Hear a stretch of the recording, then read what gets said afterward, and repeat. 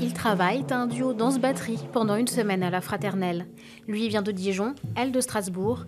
Ils ont trouvé à Saint-Claude un lieu de répétition, mais surtout un espace de création unique. Ce qui me plaît dans cette maison, c'est le côté très vivant du fait d'une activité quand même assez multiple, entre des gens qui viennent travailler, un café, un cinéma, des gens qui habitent ici, des logements qui sont sur place. Et donc voilà, moi ce que je trouve vraiment intéressant et plaisant ici, c'est l'espèce de fourmillement un peu.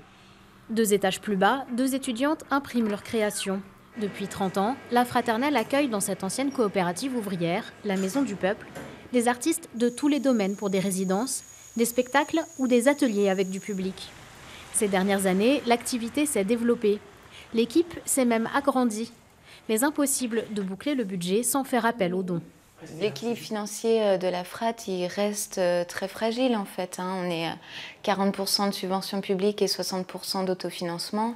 Pourtant, l'association doit faire d'importants investissements.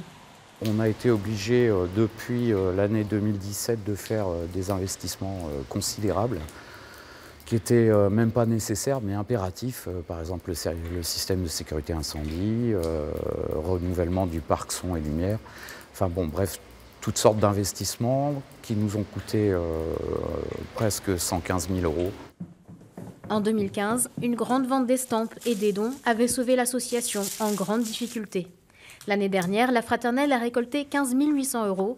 Elle espère réunir la même somme, notamment pour son nouveau site internet et de l'achat de matériel.